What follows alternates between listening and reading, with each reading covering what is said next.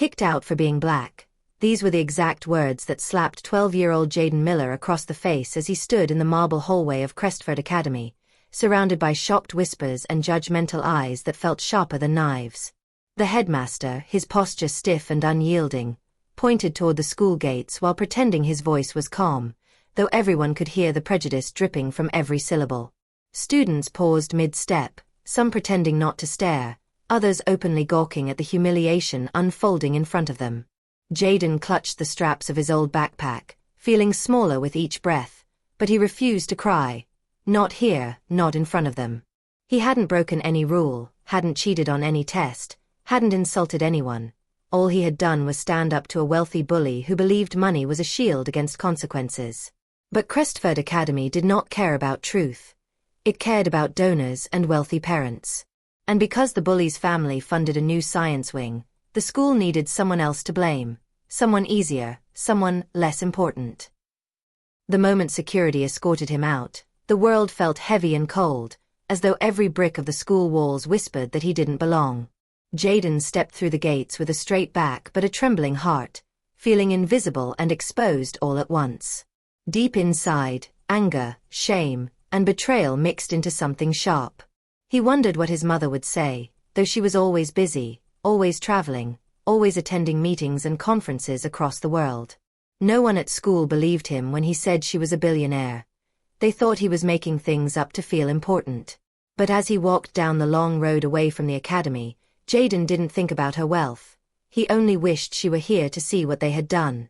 He whispered to himself, "This isn't the end," even though he barely believed it. When Jaden reached the penthouse, his feet were sore, his throat tight, and his heart exhausted from pretending he was fine. The enormous space felt too quiet, too big, too empty, like a museum full of things but lacking warmth. He dropped his backpack on the glossy floor, sat on the couch, and let the silence suffocate him. He stared at the clock, waiting for his mother to call, but her phone remained unreachable as always. He tried distracting himself, but the headmaster's words echoed in his ears, poisoning every thought. Just when he felt tears burning behind his eyes, the front door slid open. In walked Alexandra Miller, in a charcoal business suit, her presence so commanding that even the air seemed to tighten around her. But today she looked tired, until she saw Jaden. Her eyes sharpened instantly. "Jaden? What happened?" she asked softly, kneeling beside him. It was the first time in weeks she had come home without assistants, guards, or advisors. As soon as he tried explaining, his voice cracked, and everything came pouring out. The humiliation, the injustice, the lie they told, the awful phrase, being black, used as a weapon against him. Alexandra listened, motionless. But inside her anger built like a storm ready to tear through cities. When he finished, she stood up slowly, her expression terrifyingly calm. "Get ready," she said.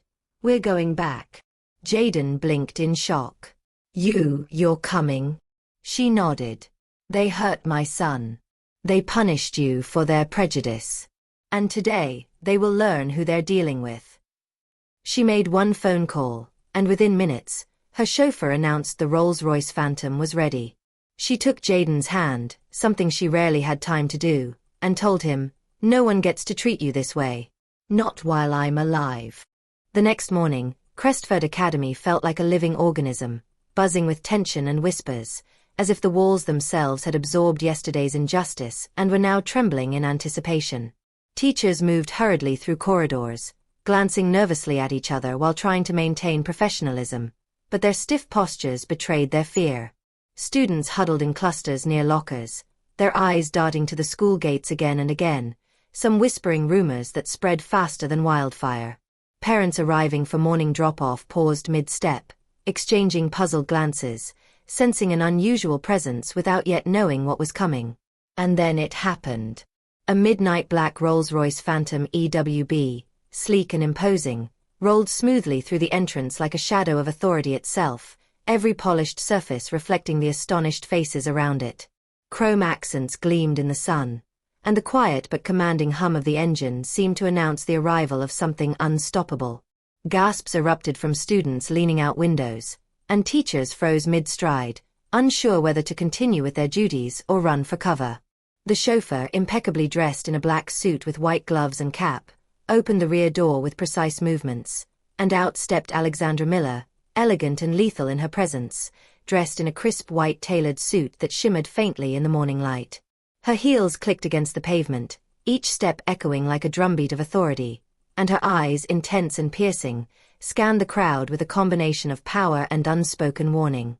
Behind her, Jaden emerged, no longer timid or scared, but upright and composed, his backpack hanging loosely from his shoulder as he mirrored his mother's confidence, chin raised and eyes steady. The entire campus seemed to hold its breath, as if the world itself had paused to witness this moment.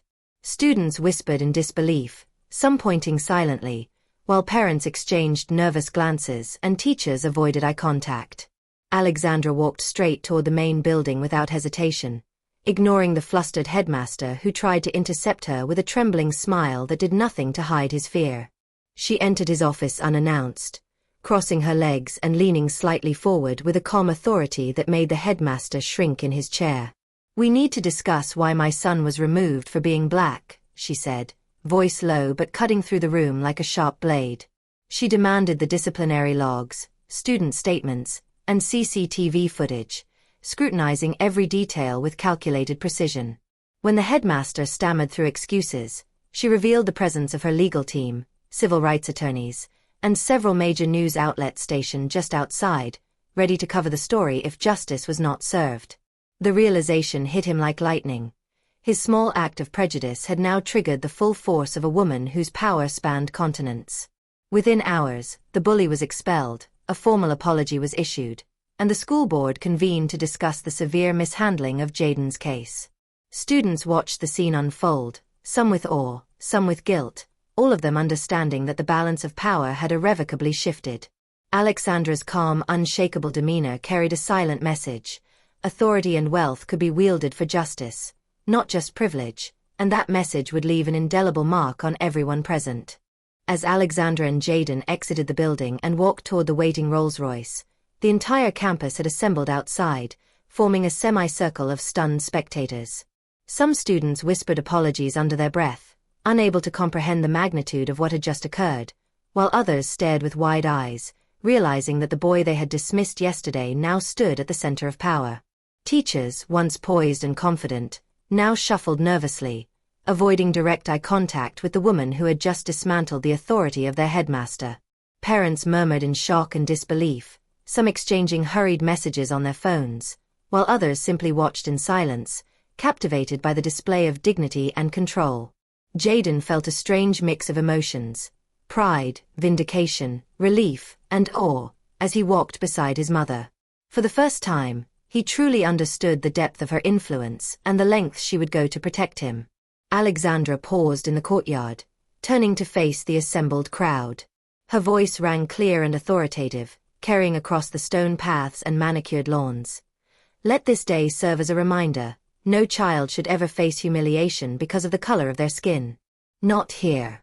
Not anywhere. And anyone who believes otherwise will be held accountable." Her words sank deeply into the minds of students, teachers, and parents alike, leaving a weight of respect and fear in their wake.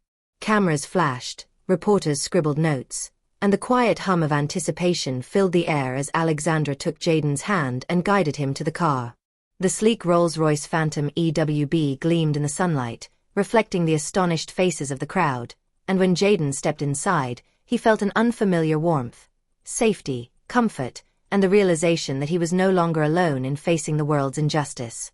Leaning against his mother's shoulder, he whispered, "Mom, what if this happens to another child?" Alexandra's eyes softened slightly, but her voice remained firm and resolute. "Then we will be there again. And again. No child should ever face this alone. And anyone who tries to stand in their way will learn what it means to confront true power and justice." The engine purred as the car glided out of the gates, carrying them away from the school and toward a world where Jaden felt invincible, not because of wealth, but because of love, protection, and the unwavering presence of his mother. He realized in that moment that Alexandra was more than a billionaire. She was a storm, a shield, a force that could bend reality to protect the people she loved.